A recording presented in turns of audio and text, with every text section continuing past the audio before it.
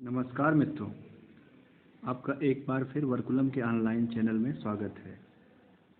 आज हम अपने वर्कुलम चैनल में क्वांटम स्टैटिस्टिक्स की फाउंडेशन को डिस्कस करेंगे। मतलब आज का जो कोर्स होगा, आज का जो लेक्चर होगा, ये आपका क्वांटम स्टैटिस्टिक्स के बिल्कुल बेसिक कॉन्सेप्ट को लेकर के होगा।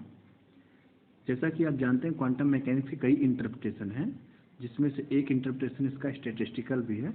और इसके जो पायनियर हैं वो माने जाते हैं वान न्यूमैन और मैक्स बॉर्न। मैक्स बॉर्न ने जो है सबसे पहले इसका स्टैटिस्टिकल इंटरप्रिटेशन दिया था साई स्क्वायर का या वेव फंक्शन स्क्वायर का, जो बताता है प्रोबेबिलिटी को। और आगे जो है वान न्यूमैन ने इस पर बहुत सारा काम किया और इसके बाद इसको इन्होंने बिल्कुल एक नया ही शेप दिया, जो आगे जा करके क्वांटम स्टैटिस्टिक्स की फाउंडेशन बनी। तो दोस्तों, आज हम इसी चीज़ को वन बाय वन डिस्कस करेंगे। आज के लेक्चर में हम डेंसिटी फंक्शन, एंसेंबल एवरेज, ये सब चीज़ों को डिस्कस करेंगे। तो चलिए बिना देर किए हम लोग आगे बढ़ते हैं और देखते हैं कि कैसे हम डेंसिटी फंक्शन कैलकुलेट कर सकते हैं किसी के लिए और उससे कैसे एंसेंबल एवरेज निकालते हैं। तो मान लीजिए सबसे पहले हम शुरू करते हैं क्वांटम स्टैटिस्टिक्स में।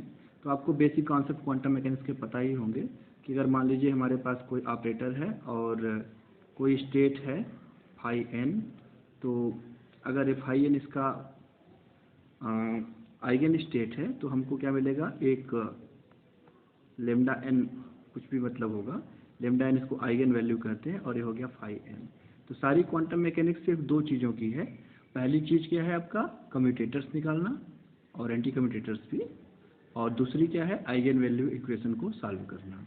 तो सारी क्वांटम मैकेनिक्स पूरे दो ही चीज़ों में सिमट जाती है। फिर से मैं कह रहा हूँ, या तो जो है आपका कम्यूटेटर्स निकालना और या तो फिर क्या है, आइगन वैल्यू इक्वेशन को सॉल्व करना। That is it.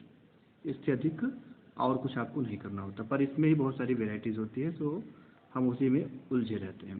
तो यहाँ पे ए क्या है, आपका कोई ऑपरेटर है, और साई एन क्या है, आपका कोई स्टेट है, क्वांटम स्टेट है। और यहाँ पे क्या करता है, साई एन जो है ये आपका एक ऑर्थोगोनल सेट है। दैट मीन्स अगर साई एन और फाई एन और फाई एम है यहाँ पे, तो इसका मतलब होगा ये हो जाएगा delta m n. Delta m n क्या है, आपका क्रोनेकर डेल्टा है, जिससे आप परिचित होंगे। जो एम और एन सेम होने पर 1 होगा, और अगर एम और एन सेम नहीं है तो क्या हो जाएगा, 0 हो जाएगा। इसको आइडेंटिटी मैट्रिक्स भी कहते हैं, अगर मैट्रिक्स फॉर्म में लिखना चाहें तो। और आपको ये भी पता होगा कि लेमडा एन को क्या कहते हैं, आइगन वैल्यू कहते हैं। तो हमारे पास क्या है, हमारे पास मान लीजिए if the set phi n, इसको हम कैसे लिखते हैं, ऐसे करके लिखते हैं। तो phi n is an orthonormal set, orthonormal set for a system. अब ये system obviously quantum mechanical system है, ठीक है। अच्छा, अब हम बात करेंगे if the whole system is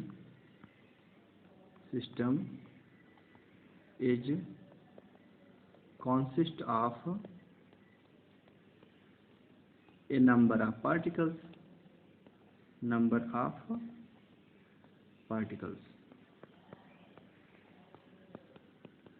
Obviously this number of particles is very very huge. Okay, this is very very huge number. जब भी हम स्टैटिस्टिक्स की बात करते हैं तो वहाँ पे नंबर ऑफ पार्टिकल को हमेशा जो है बहुत ज़्यादा होना होता है, या कह सकते हैं डेंसिटी वेरी हाई होनी चाहिए। तो यहाँ पे हम कह रहे हैं कि हमारे पास क्या है, एक स्टेट है, या सॉरी एक सिंपल सा सिस्टम है, और जिसमें क्या है, बहुत सारे पार्टिकल्स हैं। और वे पार्टिकल्स आपके एटम्स हो सकते हैं, मॉलिक्यूल्स हो सकते हैं, इलेक्ट्रॉन्स हो सकते हैं, कुछ भी हो सकते हैं। तो if the total number of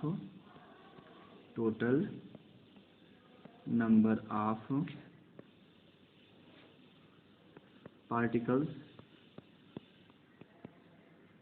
are n, ये एन क्या है, एक नंबर है, कुछ भी हो सकता है। And if n1 particles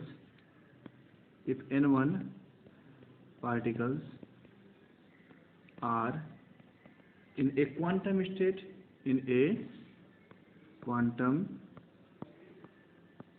state psi1, in a quantum state psi1, and n2 particles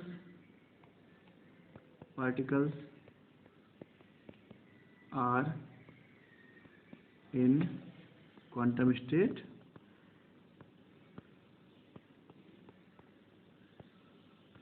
psi2 and so on. अब ऐसे ही चलता रहेगा।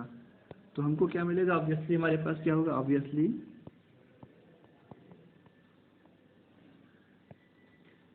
n इक्वल टू क्या हो जाएगा? n1 प्लस n2, और ये ऐसे करके जितने भी पार्टिकल्स होंगे सबके ग्रुप्स होंगे। So here the states psi1, psi2, dot psi n, these are, या psi r लिख देते हैं क्योंकि n हमने यूज किया हुआ है। psi r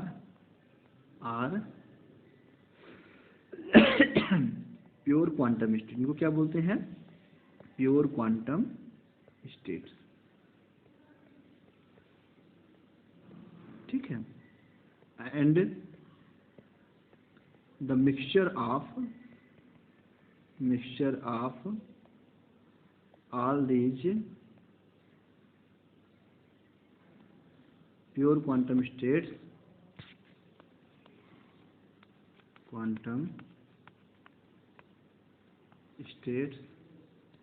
इसको हम क्या कहते हैं? एंसेंबल,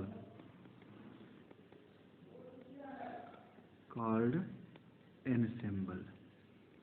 तो हमारे पास एंसेंबल क्या है? एंसेंबल में n1 पार्टिकल है जो psi1 स्टेट में है, n2 पार्टिकल है जो psi2 स्टेट में है, n3 पार्टिकल जो psi3 स्टेट में है। ऐसे करके हमारे पास क्या है? एक कॉम्बिनेशन है। अब यहाँ पे जो n1 पार्टिकल है वो आइडेंटिकल पार्टिकल हम मानकर चल रहे हैं, मतलब एक दूसरे की रिप्लिकाज हैं, एक दूसरे की कॉपी है, ट्रू कॉपी है। ओके, तो ये हो गया क्या कहलाएगा? एंसेंबल। अब हमको पता है कि एंसेंबल जो है इसमें जो प्रोबेबिलिटी है, so the probability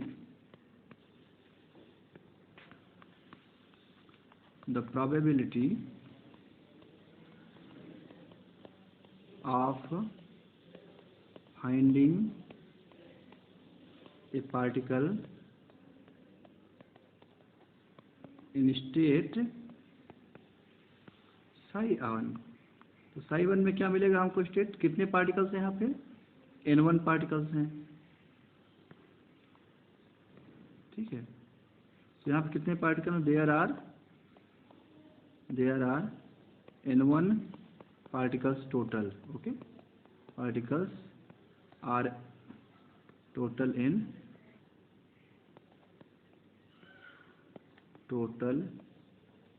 the ensemble,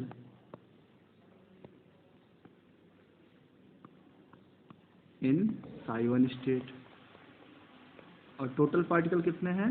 out of n particles of ensemble. तो हम कह सकते हैं कि जो प्रोबेबिलिटी होगी वो क्या होगी? P1, ये क्या हो जाएगा आपका? ये n1 बाई कैपिटल N होगा, सर स्मॉल है।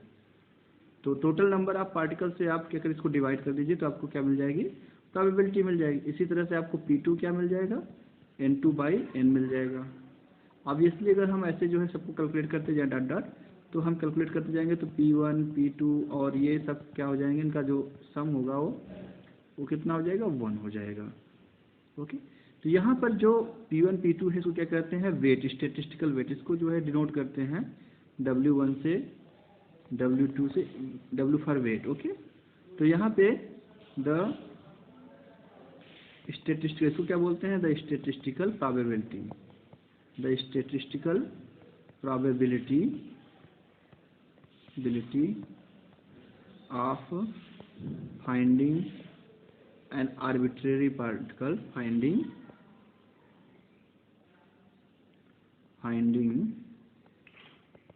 An arbitrary particle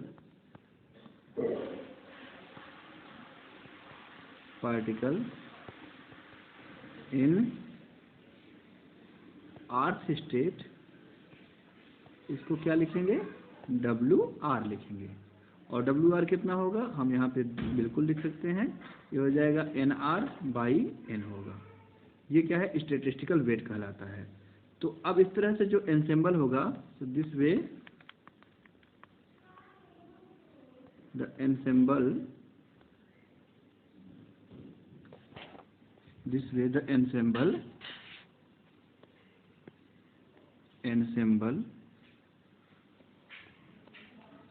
will be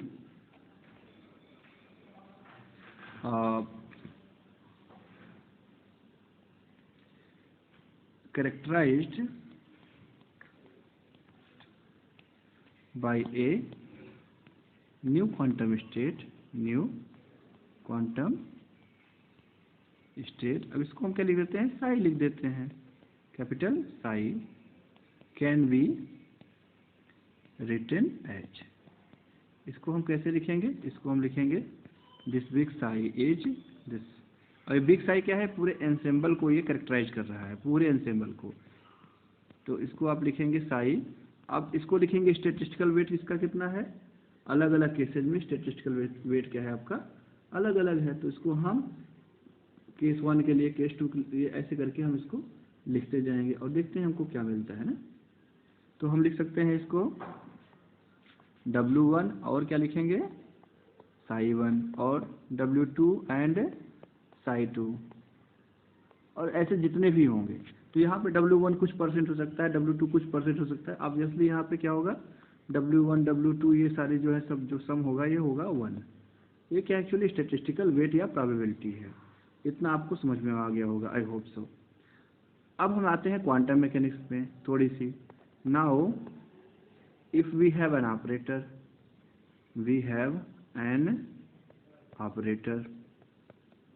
अभी ऑपरेटर कुछ भी हो सकता है, तो हम यहाँ पे इसको इन जनरल लिख देते हैं A cap, and the eigen state, the orthonormal, कौन से state, orthonormal eigen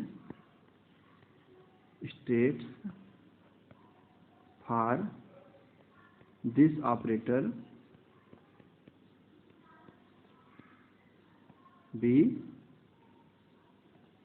phi n, जैसा कि हमने शुरू में ही दिखाया था। तो obviously the average of A, या मीन वैल्यू भी कहते हैं इसको, mean value of A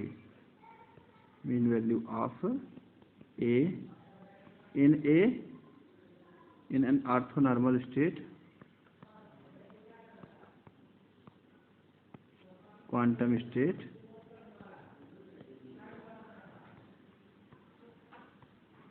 phi n।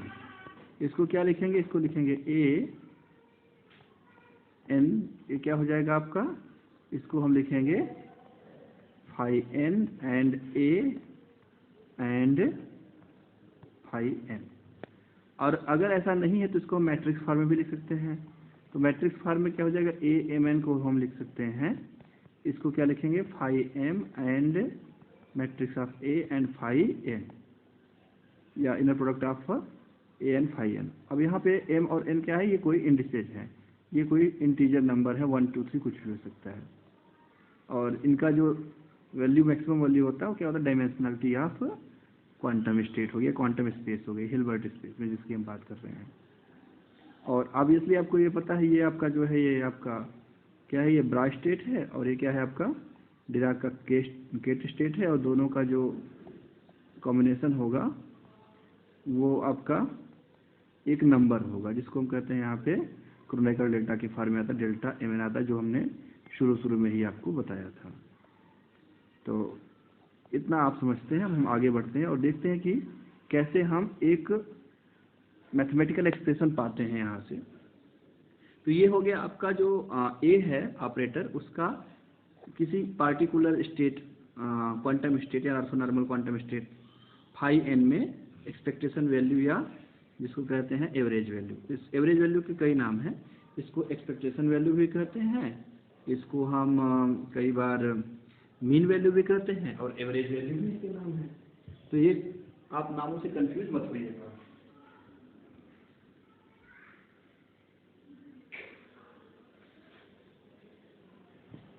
अब जो है आगे बढ़ते हैं और देखते हैं कि अगर हम इस चीज़ का, इस ऑपरेटर का एनसेम्बल एवरेज निकालें तो क्या होगा। The ensemble average of this operator, the ensemble, पूरे एनसेम्बल में क्या एवरेज होगा, द एनसेम्बल एवरेज या expectation value of this operator, of operator, या ऑपरेटर लिखने की जरूरत है, इसको अगर हम ए कैप लिख दें तो आप समझ जाएंगे। ये हो जाएगा ए कैप। इसको डिनोट कैसे करते हैं, इसको हम ऐसे डिनोट करते हैं, एक स्क्वायर ब्रैकेट के अंदर। तो ये आपका एनसेम्बल के अंदर होगा। तो इसके लिए आप कैसे लिखेंगे इसको, इसको लिखने का जो तरीका है हमारा, वो लिखा जाएगा इसके टर्म में, इसको लिखेंगे सिग्मा, या इसको भी हम सिग्मा के फॉर्म में लिखें। अब चलिए अगली बार सिग्मा के फॉर्म लिखते हैं, तो कहीं नहीं लिखा तो इसको यहाँ पर भी हम नहीं लिखेंगे। तो ये हो जाएगा आपका W1, और क्या हो जाएगा आपका जो स्टेट है psi1 और A psi1, फिर क्या हो जाएगा W2 psi1 and A psi2, and ऐसे करके चलता जाएगा। अब हम यहाँ पे क्या करने जा रहे हैं, यहाँ पे हम जो है इसको सम ओवर लिखने जाने देंगे, क्योंकि सम ओवर लिखने से चीज़ें थोड़ी सी आपकी मैथमेटिकली सिंप्लीफाइड हो जाएंगी। तो हम इसको लिख सकते हैं, इसको लिख सकते हैं आई मतलब कोई रनिंग फ्रॉम 1 to, जितने भी एनसेम्बल में प्योर स्टेट्स हैं उनको हम डिनोट कर रहे हैं। आर स्टेट है तो आर लिख दीजिए। तो यहाँ पे क्या लिखेंगे, WI, और क्या हो जाएगा आपका psi i, और ये हो जाएगा A एंड psi i। ये क्या हो गया हमारा A का एनसेम्बल एवरेज हो गया। ओके, अब हम यहाँ पे करने क्या जा रहे हैं, यहाँ पे हम एक काम करेंगे। इसमें जो है हमको पता है कि किसी भी ऑर्थोनॉर्मल स्टेट में जो आइडेंटिटी ऑपरेटर होता है उसको आप हमेशा ऐसे भी लिख सकते हैं, या यूँ कहिए कि ये ऑपरेटर जो है किसी भी प्योर ऑर्थोनॉर्मल स्टेट के लिए जो फाई एन है उसके लिए क्या होता है, ये हमेशा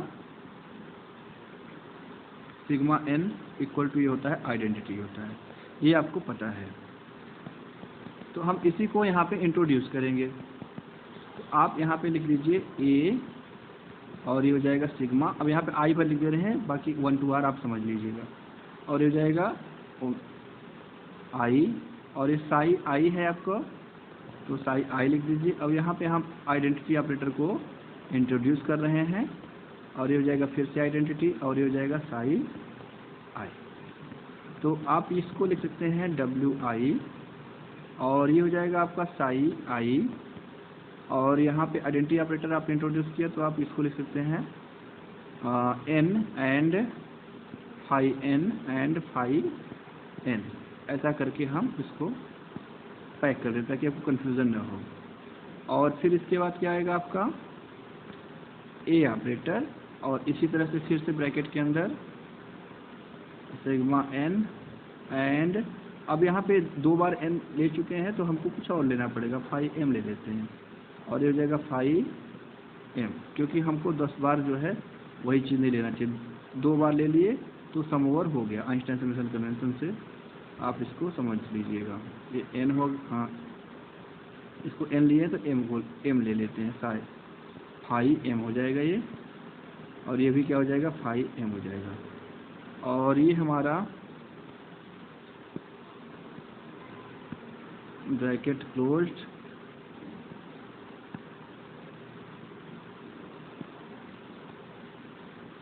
और ये हो जाएगा आपका साई आई, इतना। अच्छा, अब यहाँ पे हम देखिए इसको ऐसे भी लिख सकते हैं, ये WI हो गया, और यहाँ से ये साई सिग्मा N को इसको M कर दें, और इसमें भी M को बाहर निकाल लें, तो आपके पास क्या हो गया psi I and high N हो गया। इधर क्या हो गया हाई N हो गया, और ये हो गया A एंड हाई M हो गया, और इधर कितना हो गया हाई M एंड साई आई हो गया। ओके, तो आप इसको लिख सकते हैं I और WI, या आप इसको भी बाहर निकाल लीजिए सिग्मा N और सिग्मा M को, sigma n and sigma m को। अब देखिए ये आपका क्या है, ये क्वांटिटी आपकी इनर प्रोडक्ट है, ये इनर प्रोडक्ट है, ये इनर प्रोडक्ट है। तो इनर प्रोडक्ट को आप क्या लिख सकते हैं, इनर प्रोडक्ट को आप हमेशा जो है एक नंबर की तरह ट्रीट कर सकते हैं। अभी कॉम्प्लेक्स नंबर है, मैं आपको पहले बता दे रहा हूँ। तो inner product can always be treated as complex number. तो आप यहाँ पे इसको क्या लिखेंगे, इसको लिखेंगे साई आई फाई एन और इसको लिखेंगे फाई आई। ओके, तो हम पहले एक स्टेप लिख देते हैं, इसके बाद बात करेंगे। तो साई आई फाई एन और ये क्या हो जाएगा आपका phi M and psi i. और अब एक क्वांटिटी आपकी बिल्कुल अलग बच गई, ये हो गया ए एंड फाई एम। इस पूरी क्वांटिटी को हमने बताया था क्या लिख सकते हैं हम इसको मैट्रिक्स एलिमेंट के फॉर्म में लिख सकते हैं। तो मैट्रिक्स एलिमेंट के फॉर्म में इस पूरी क्वांटिटी को हम लिखने जा रहे हैं i sigma n and sigma m and ये हो गया psi I and phi n और ये हो गया आपका phi M and psi i. Okay, और ये हो गया आपका ए एन एम हो गया। अच्छा, इसमें एक चीज़ और भी है, ये जो है ये आपके क्या नंबर्स हैं, तो उनको आप उनका ऑर्डरिंग चेंज कर सकते हो। नंबर की ऑर्डरिंग चेंज करने में कोई दिक्कत नहीं है। तो हम इसको लिखेंगे कैसे, हम इसको लिखेंगे ऐसे करके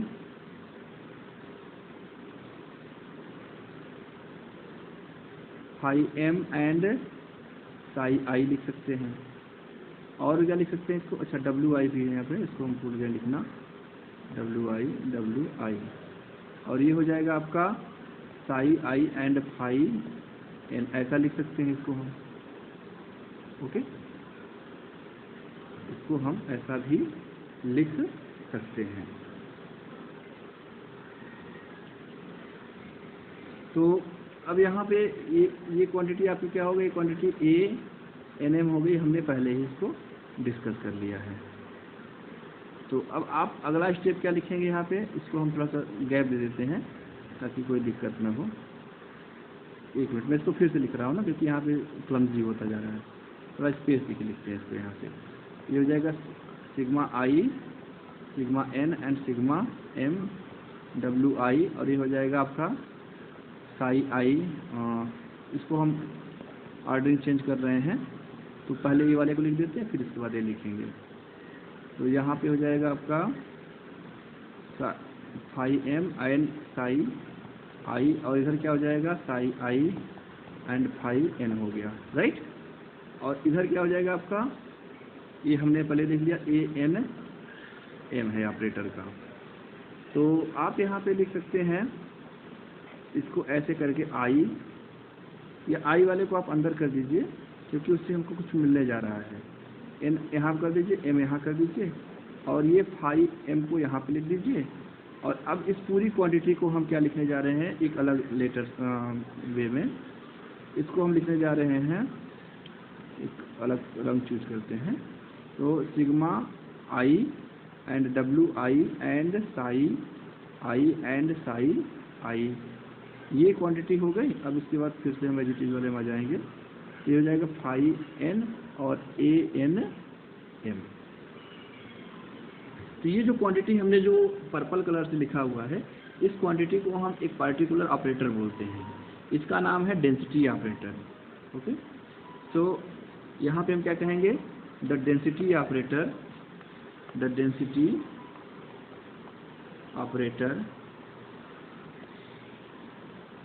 इसको हम डिनोट करते हैं रो से, इज डिफाइंड एज, इसको हम डिफाइन कर रहे हैं। तो इसको लिखेंगे sigma I and W I and क्या लिखेंगे साई आई एंड साई आई। जो प्योर स्टेट्स हैं उनका क्या है, ये एक इस तरह का प्रोडक्ट है, आउटर प्रोडक्ट है। तो रो की वैल्यू हमारे पास हो गई, इसको भी हम पैक कर देते हैं क्योंकि ये बहुत इंपॉर्टेंट रिजल्ट है हमारे पास। एक मिनट,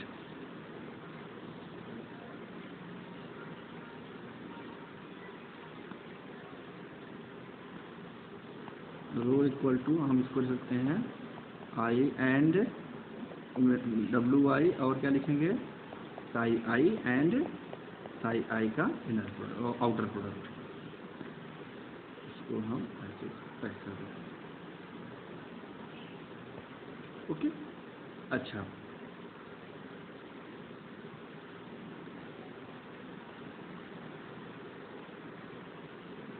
ओके। अब हम यहाँ पे जो हमारा एक्सप्रेशन था ए का, वो क्या हो जाएगा, देयरफॉर एनसेम्बल एवरेज हमारा क्या बन जाएगा, जो एनसेम्बल एवरेज है उसको आप लिख सकते हैं, कितना लिखेंगे यहाँ पे, sigma n and sigma m लिखेंगे, और क्या लिखेंगे यहाँ पे, फाई एम, और इसको लिख देंगे आप ऑपरेटर रो, जैसा कि अभी हमने ऊपर डिफाइन किया, और ये हो गया फाई एन, देख लीजिए आप लोग, यही लिखा हुआ है, और ये हो जाएगा आपका ए एन एम लिखा जाएगा।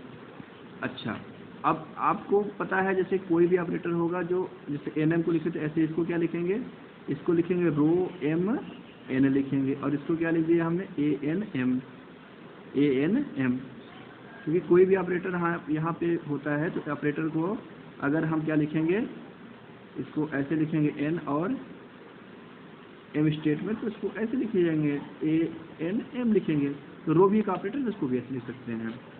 अब यहाँ पर देखिए दो यहाँ पे सम डोअर हैं, तो आप इसको अगर इस तरह से सेट कर दिए psi n and psi m को, और ये क्या हो जाएगा आपका एम एन और एन एम, तो इसको आप मिलाकर अगर लिखें तो ये मैट्रिक्स फॉर्म में है, तो ये हो जाएगा रो ए, दोनों ऑपरेटर का रो ए का, ये क्या हो जाएगा एम एम हो जाएगा, और इसमें क्या हो जाएगा, सम डोअर आपका एन है, तो ये एन क्या हो गया आपका सम डोअर हो गया इसके अंदर।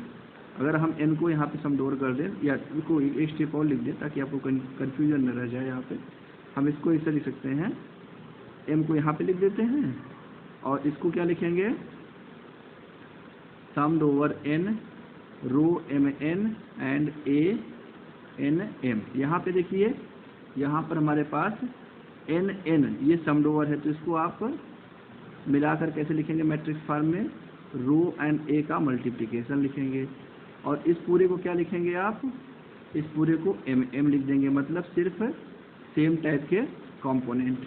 और इसको क्या कहते हैं, इसको हम जो है मैथमेटिकली कहते हैं ट्रेस, क्या कहते हैं, ट्रेस, ये मैट्रिक्स का ट्रेस है। तो रो ए मैट्रिक्स का जो ट्रेस होता है वही क्या होता है आपका एनसेम्बल एवरेज होता है। तो आपने देखा किस तरह से ये जो आपका डेंसिटी ऑपरेटर है किसी चीज़ का एनसेम्बल एवरेज निकालने में मदद करता है। ओके, तो ये फार्मूला हमारे पास बहुत इंपॉर्टेंट है। इसके बाद जो है वान न्यूमैन एंट्रोपी का फार्मूला आता है, जिसको हम बाद में डिस्कस करेंगे, और मे बी अगले लेक्चर में हम इससे रिलेटेड कुछ प्रॉब्लम को डिस्कस करेंगे और दिखाएंगे कि कैसे हमारे पास जो है डेंसिटी मैट्रिक्स कैलकुलेट कर सकते हैं, एनसेम्बल एवरेज कैलकुलेट कर सकते हैं। उससे पहले हम आपको कुछ चीज़ें और बताएंगे कि ऑपरेटर क्यों है और क्यों नहीं है। तो हमको पता है कि कुछ प्रॉपर्टीज़ भी हो सकती हैं इसकी, तो प्रॉपर्टीज़ ऑफ डेंसिटी मैट्रिक्स, पहले इसको डिस्कस कर लेते हैं, फिर आपको हम एक प्रॉब्लम देंगे या उसको सॉल्व करके दिखाएंगे डेंसिटी मैट्रिक्स, जिससे आपको और चीज़ें क्लियर हो जाएंगी। तो ऐसे करके कुछ इसकी इम्पॉर्टेंट प्रॉब्लम्स है वो हम आपको यहाँ पे शो करेंगे। तो पहली प्रॉपर्टी है आपका कि ये ऑपरेटर है कि नहीं है, ये हमको कैसे मालूम पड़े।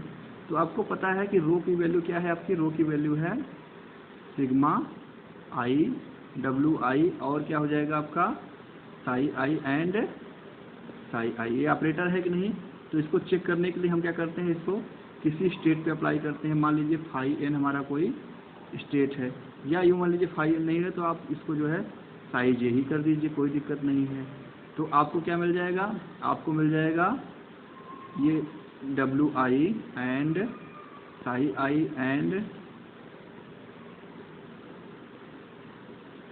साई आई हो जाएगा, और क्या हो जाएगा यहाँ पे साई जे।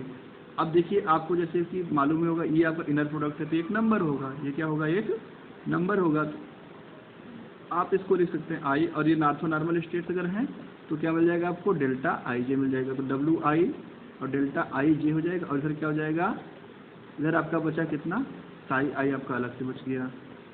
तो ये आपका रो क्या हो गया, रो का जो फॉर्मेट है वो इस फॉर्मेट में आ गया। तो अब देखिए ये पूरा क्या है, एक नंबर है, ये पूरा एक नंबर है, और ये क्या है आपका, ये पार्टिकुलर स्टेट है, ये पार्टिकुलर स्टेट है।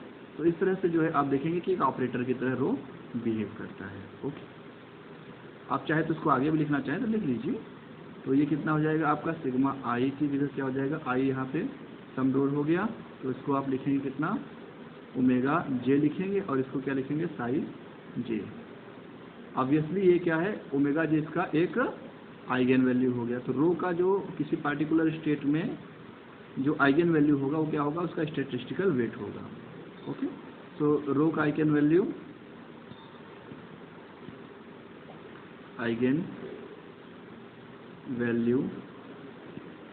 Of rho in state psi A, ये क्या होगा, ये होगा will be its statistical wait.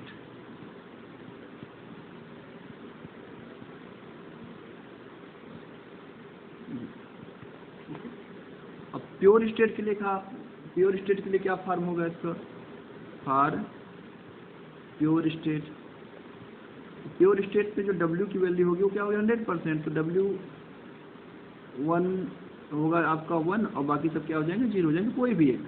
तो आपका जो रो का वैल्यू होगा वो क्या हो जाएगा आपका सिर्फ साई एंड साई 1 एंड साई 1। अब यहाँ पे 1 लिखने की जरूरत है कि एक ही स्टेट है, तो आप इसको साई एंड साई भी ऐसे भी लिख सकते हैं, ये भी एक आपका तरीका है। अब तीसरी प्रॉपर्टी क्या है, ये इसकी आइडेम्पोटेंट, ये क्या है आपका आइडेम्पोटेंट है, आइडेम्पोटेंट ऑफ ऑर्डर 2। इसका मतलब होता है कोई चीज़ अगर उसका पावर 2 करो और वो वही चीज़ मिल जाए तो हमको क्या कहेंगे, उसको आइडेम्पोटेंट ऑफ ऑर्डर 2 कहेंगे। तो चलिए देखते हैं कि क्या हमको मिलने जा रहा है। तो इसको हम प्रूव करेंगे। तो रो कितना है यहाँ पे, रो है हमारे पास i, WI and psi j, sorry psi i होगा, ये हमारा क्या हो गया, रो है। तो रो स्क्वायर कितना हो जाएगा, ये हो जाएगा sigma i WI and psi I and psi j, psi i, और इसके बाद कितना हो जाएगा, ये हो जाएगा sigma j omega j and psi j and psi j हो जाएगा, और ये हो गया बंद आपका। अब ये हो जाएगा सिग्मा आई एंड सिग्मा जे हो जाएगा, इसको आपने बाहर निकाल लिया। अंदर कितना हुआ हमारे पास, omega i and omega, sorry omega नहीं, इसको W बोलेंगे, तो ओमेगा लिख दिया हमने गलती से। देखिए हमारा W और ओमेगा एक जैसा लग रहा है, तो आप लोग कंफ्यूज मत होइएगा, हम इसको W ही बोलने जा रहे हैं, W and WI and WJ। और इधर कितना हो जाएगा, साई आई एंड साई आई हो जाएगा, और इधर कितना हो जाएगा, Sai j and psi j हो जाएगा। तो यहाँ पे आप देखिए बहुत आसान है, ये जो हिस्सा है इतना वाला, ये हिस्सा क्या है आपका, ये एक इनर प्रोडक्ट है, और इनर प्रोडक्ट के लिए हम क्या लिखेंगे, यहाँ पे इस तरह के इनर प्रोडक्ट के लिए ऑर्थोनॉर्मल होने से क्या लिखेंगे, इसको हम लिखेंगे WI WJ। इसको क्या लिखने जा रहे हैं हम, साई आई, इसको हम लिख देंगे आप किसी का डेल्टा IJ लिख देंगे, और ये हो गया आपका साई जे हो गया। Is it clear. अब जो है आपका ये जो डेल्टा IJ है, ये क्या करेगा, डेल्टा IJ आपको यहाँ पर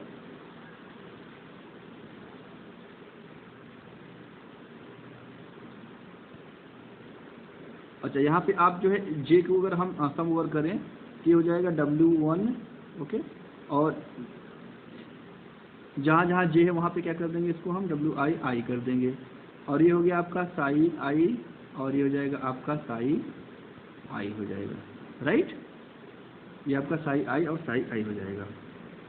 अच्छा, अगर जो है ये आपका प्योर स्टेट है, if rho is a pure state, तो ये W कितना हो जाएगा, यहाँ पे W हो जाएगा आपका 1 हो जाएगा, W आपका 1 हो जाएगा।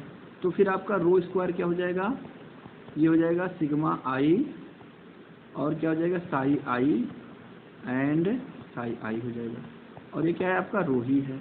तो फॉर ए प्योर स्टेट हम क्या देखते हैं, ये आइडेम्पोटेंट है, मतलब इसका स्क्वायर क्या होगा, इसी के इक्वल हो जाएगा फॉर ए प्योर स्टेट। तो प्योर स्टेट की ये पहचान है।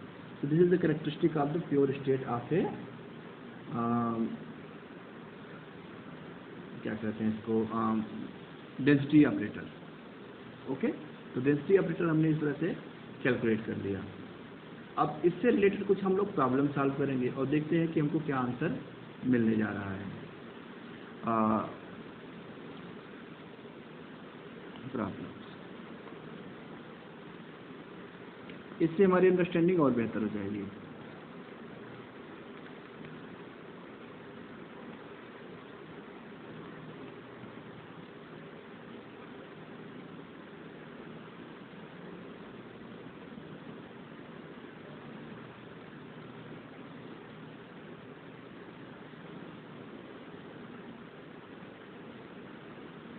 एक मिनट,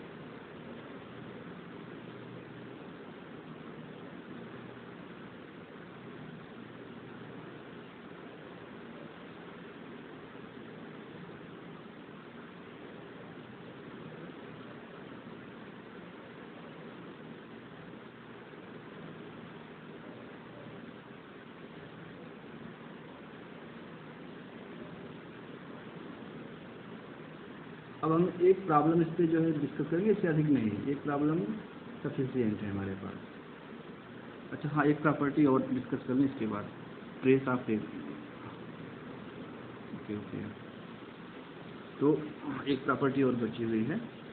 ओके, चलो थर्ड फोर्थ। तो for a pure state, okay, for a pure state W कितना होगा, W होगा आपका 1 हो जाएगा। तो रो की वैल्यू कितनी हो जाएगी, रो की वैल्यू हो जाएगी आपकी sigma I and psi I and psi आई हो जाती है। ओके, तो ट्रेस लेंगे तो अब क्या हो जाएगा ये, अब जो ट्रेस लेंगे तो इधर भी लेंगे sigma I and psi I and psi आई हो गया। तो इसको हम क्या लिखेंगे, इसको हम ट्रेस लेने पर क्या लिख सकते हैं, इसकी ऑर्डरिंग चेंज कर सकते हैं। तो इसको हम लिख सकते हैं आप साई आई, और ये क्या हो जाएगा आपका साई आई। ऐसे भी लिख सकते हैं, ट्रेस लेने पर ऑर्डरिंग चेंज हो सकती है। तो ये आपका जो आउटर प्रोडक्ट है इसको आप इस तरह से लिख सकते हैं, और ये आपको पता है कितना आएगा, 1 आएगा। ओके, ये क्या आएगा, 1 आएगा। तो आप क्या लिख सकते हैं, इसको 1 लिख सकते हैं। That is it. तो ये आपका जो है चौथी प्रॉपर्टी हो गई किसी जो है डेंसिटी मैट्रिक्स के लिए। अगर इसको आप करना चाहें तो इसको आप जनरल डिफिनीशन में भी कर सकते हैं, सिग्मा आई और W I and psi I and psi i, ऐसे भी कर सकते हैं। इससे भी वही आएगा, मैं आपको दिखाता हूँ यहाँ पे। तो ट्रेस लेने पर क्या हो जाएगा, ट्रेस रो इक्वल टू ये हो जाएगा आपका trace of sigma I and ये हो जाएगा आपका W i psi I and psi आई हो जाएगा। तो ट्रेस लेंगे तो ये आपका क्या हो जाएगा, जहाँ जहाँ ये स्टेट है ये पहले ही आप इसको लिख सकते हैं, और ये वाला भी आप जो है इसको आईडीटी लिख सकते हैं, साई आई हो जाएगा। तो आपको पता है ये कितना है, ये किसी भी एनसेम्बल के लिए 1 होता है। तो हम इसको 1 कर दिए, तो आपका इसको आपको पता है ये 1 है, ये जो है सेम स्टेट हो गया तो 1 हो गया। ये हो जाएगा आपका कितना, डब्ल्यू आई हो जाएगा। डब्ल्यू आई की वैल्यू क्या होती है, 1 होती है। That's it. तो आपने देखा कि हर केस में ट्रेस ऑफ रो ये क्या होगा, हमेशा 1 होता है। ये हमारी चौथी प्रॉपर्टी होगी। अब हम एक प्रॉब्लम डिस्कस करेंगे, इसके बाद चीज़ों को हम आगे बढ़ाएंगे। अच्छा, ट्रेस ऑफ, तो चलिए देखते हैं एक सिंपल सा प्रॉब्लम और फिर बाकी क्लास खत्म। तो हम यहाँ पे साकुरा जे साकुरा से एक प्रॉब्लम ले रहे हैं हम। सो यहाँ पे हम क्या कर रहे हैं कि let us consider N ensemble of spin half particles। तो कैसे पार्टिकल है, आइडेंटिकल पार्टिकल्स है ना, identical particles. Okay, in 75 to 25 mixture, okay, of two pure states,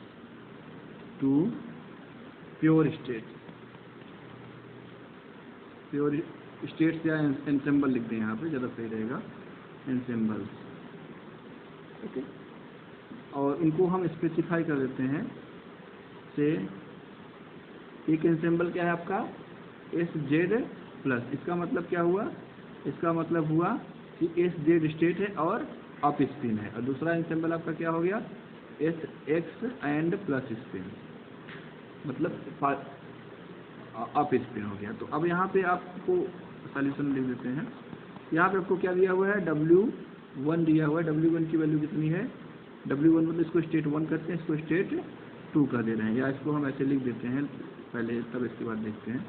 late state 1 को हम क्या लिख दें, एस जेड एंड प्लस लिख दें, और स्टेट 2 को क्या लिख दें हम, एस एक्स एंड प्लस लिख दें। ये हमारा जो है नोटेशन है, इसमें कोई प्रॉब्लम नहीं होनी चाहिए। तो अब हम यहाँ पे W1 क्या लिखेंगे, W1 हमने लिखा 75%, इसको आप क्या लिख सकते हैं 75/100, और 25 से डिवाइड कर देंगे, क्या हो जाएगा 3/4 हो जाएगा। और इसी तरह से W क्या हो जाएगा 25%, इसका मतलब क्या हुआ 25 एंड 100, तो ये कितना हो जाएगा 1/4 हो जाएगा। ये हमारे पास क्या हो गया, इन दोनों का कनेक्शन हो गया। तो आप एस प्लस स्टेट को क्या लिख सकते हैं, एस प्लस स्टेट को, और एस जेड प्लस स्टेट को क्या लिख सकते हैं। एस जेड प्लस स्टेट को हम लिखते हैं, पहले तो डेंसिटी मैट्रिक्स को दिखाते हैं। डेंसिटी मैट्रिक्स क्या होगा आपका W1, और क्या हो जाएगा आपका 1 स्टेट हो जाएगा, और ये क्या हो जाएगा W2 एंड ये स्टेट 2 हो जाएगा। अब एस एक्स प्लस स्टेट को और एस जेड प्लस स्टेट को हम कैसे लिखेंगे, ये हमारा जो है अगला टारगेट है। ठीक है, अगला टारगेट हमारा यही है। ओके, सो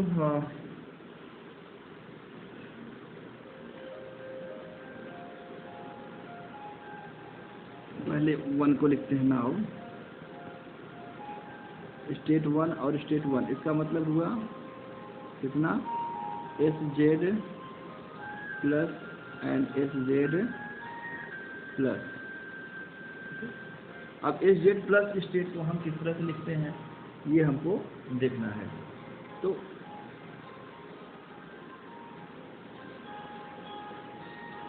इसको हम कैसे लिखेंगे, एक मिनट,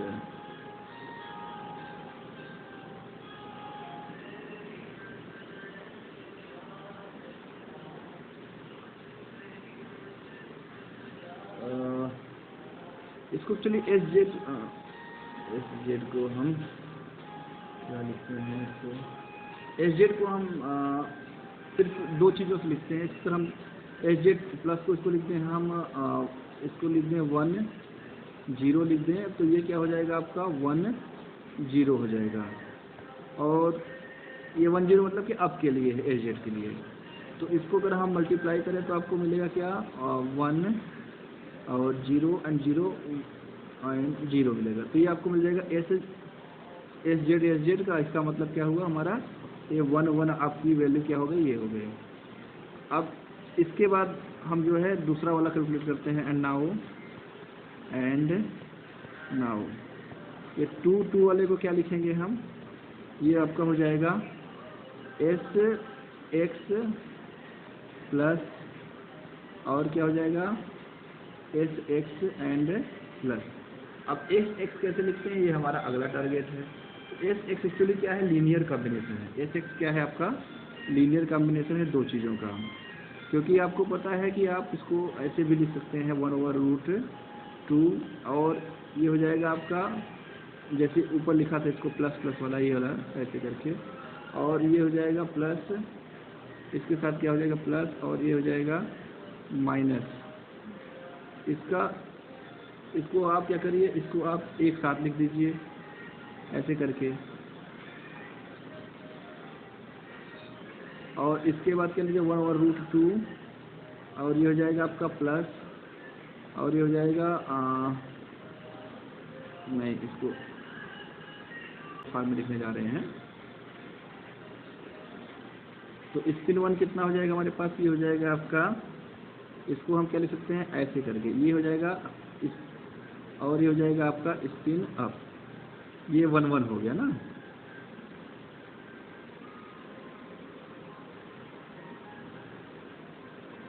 ये हो जाएगा आपका, ये आपका हो जाएगा 1 1 का मतलब ये 1 1 हो गया आपका। ये क्या हो गया? 1 1 हो गया।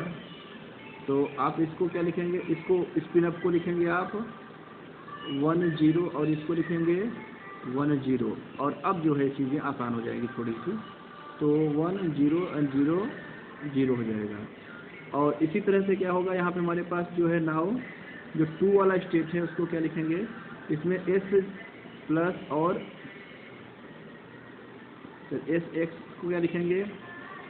एक्स एक्स और प्लस को जो हम लिखेंगे इसको लिखेंगे 1/√2 और linear combination of 1, okay, and ये डाउन। ये हो गया हमारा क्या है? एस एक्स का, ये एक्स हो गया हमारे पास, ओके। और इसी तरह से जो है हमारे पास जो है इसका क्या हो जाएगा? एस एक्स एंड एक्स को, इसको क्या लिखेंगे? इसको लिखेंगे 1/√2 और ये हो जाएगा 1, और ये क्या हो जाएगा आपका? ये ऐसे करके। अब दोनों को हम जो है लिख लेते हैं। ये आपका 1 था, ये आपका स्टेट 2 है और ये क्या है आपका? स्टेट 2, ऐसे करके हो गया।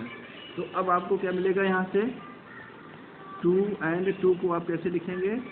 ये हो जाएगा आपका 1/√2 और इधर कितना हो जाएगा? इसको लिखेंगे आप ऐसे करके हाफ, एंड ये हो जाएगा आपका नीचे हो जाएगा, ओके। और इधर कितना हो जाएगा? 1/√2, ये हो जाएगा आपका कितना? ऐसे करके, और इधर हो जाएगा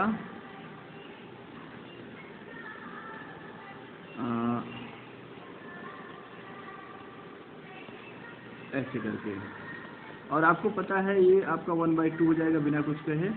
अब इधर हो जाएगा आपके पास तो ऐसे करके, और ये हो जाएगा ऐसे करके इधर में, और इधर आपके पास मिलेगा ऐसे एंड ऐसे। अब इसको अगर हम इसके स्पाइनल फॉर्म में लिख दें, ये हो जाएगा 1 0, और ये कितना हो जाएगा? ये हो जाएगा 0 1 हो जाएगा, और ये बंद हो जाएगा। ये क्या हो जाएगा आपका? ये हो जाएगा 1 0, और ये क्या हो जाएगा?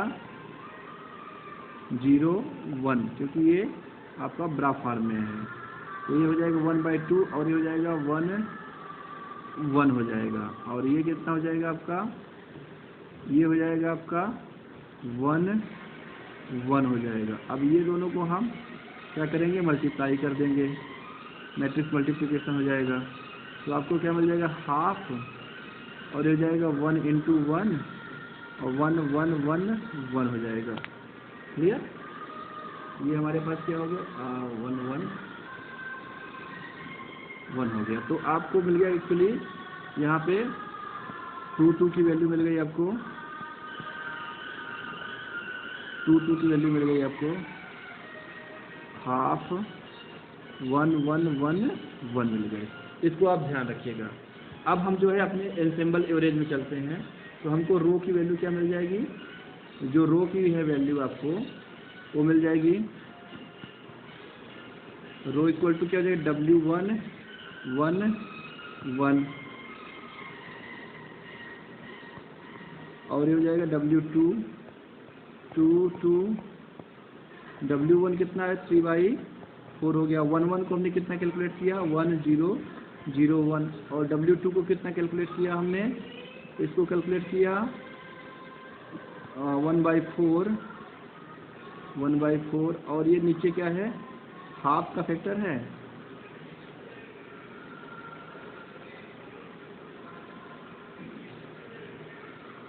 तो ये हो जाएगा आपका × 2,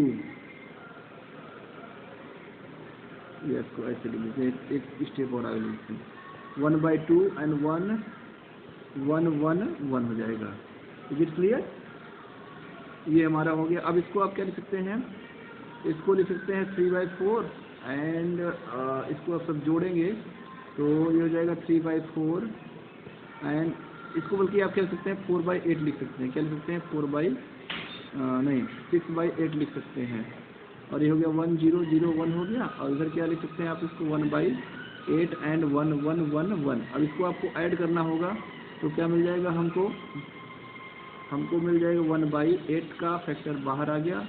और इधर कितना मिल जाएगा आपका 7 6 यहाँ से और यहाँ से 1 7 और ये हो जाएगा 1 एंड कितना हो जाएगा 1 एंड 1 हो जाएगा। तो ये हो गया हमारा रो की वैल्यू। तो रो की वैल्यू क्या हो गई हमारे पास, रो ऑपरेटर क्या हो गया मैट्रिक्स फॉर्म में, ये हो गया 1/8 एंड 7 1 एंड 1 एंड 1 हो गया।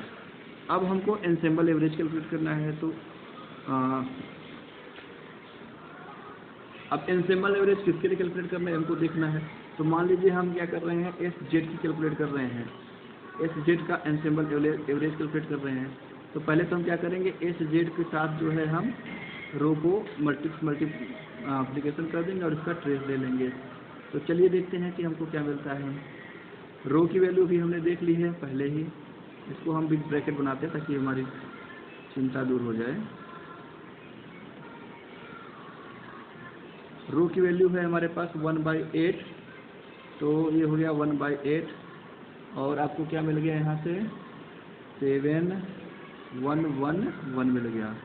और एस जेड क्या होता है, एस जेड आपको पता है क्वांटम मैकेनिक्स में ये पाउली मैट्रिक्सेज हैं। तो 1 0 एंड 0 -1 होता है एस जेड की वैल्यू, ये आपको पता है, ठीक है, पाउली मैट्रिक्स है ये। तो आपको 1/8 क्या हो जाएगा और एच बार है तो इसको आप लिख सकते हैं h/16 लिख सकते हैं। और इधर क्या हो जाएगा 7 1 1 1 एंड इधर क्या हो जाएगा 1 0 0 -1 हो गया। अब इसको मल्टीप्लाई करके देखिए क्या मिलता है और h/16 हो गया। मल्टीप्लाई करने पर क्या मिलेगा आपको 7 मिलेगा। इधर कितना मिलेगा, इसको मिलेगा आपको -1 मिल जाएगा। और ये कितना मिल जाएगा 1 × 1 1 हो जाएगा और ये कितना हो जाएगा -1 मिल जाएगा। अब इसका ट्रेस लेंगे तो h/16 को आप बाहर निकालेंगे और trace of matrix 7 -1 and 1 and -1 कर दीजिए। ओके, अब आपको पता है कि ट्रेस का मतलब होता है जो डायगोनल एलिमेंट्स हैं उनका सम, मतलब ये डायगोनल एलिमेंट्स हैं इनका सम करेंगे आप। तो आप इनको सम कर दीजिए तो ये हो जाएगा h/16 और ये हो जाएगा 7 एंड अब -1 है तो आप इसको 7 -1 कर दीजिए। तो आपको क्या मिल जाएगा h/16 और ये हो जाएगा इंटू 6 हो जाएगा। तो ये आपका हो जाएगा 3h बार एंड बाई 4। तो एनसेम्बल एवरेज एस जेड का कितना मिल गया हमारे पास, एस जेड का एनसेम्बल एवरेज हो गया 3h बार बाई 8। अब इसी तरह से सिमिलरली अगर हम दूसरे का निकालना चाहें तो अब मान लीजिए हम एक क्वांटिटी लेते हैं एस एक्स, इसका निकालना चाहते हैं तो इसके लिए भी हमको वही फार्मूला लगाना पड़ेगा, trace and rho and s x निकालना पड़ेगा। तो एस एक्स यहाँ पे क्या होता है, एस एक्स मतलब पाउली मैट्रिक्स है। तो आप इसको बिग ब्रैकेट और 1/8 एंड 7 1 1 1 कर दीजिए। और एस एक्स कितना होता है h/2 एंड सिग्मा एक्स कितना होता है मैं इसको लिख देता हूँ एक स्टेप, इससे मेरा कुछ नुकसान नहीं होगा। तो सिग्मा एक्स मतलब पाउली मैट्रिक्स हो गया आपका, या सिग्मा 1 लिख दो आप इसको। तो ये हो जाएगा आपका ट्रेस 1/8 एंड 7 1 और 1 1 हो गया। और इधर कितना हो जाएगा h/2 और सिग्मा एक्स कितना होता है 0 1 1 0 होता है। तो आपको ट्रेस h/16 हो जाएगा और ये हो जाएगा 7 1 1 1 और ये हो जाएगा 0 1 1 0 हो जाएगा।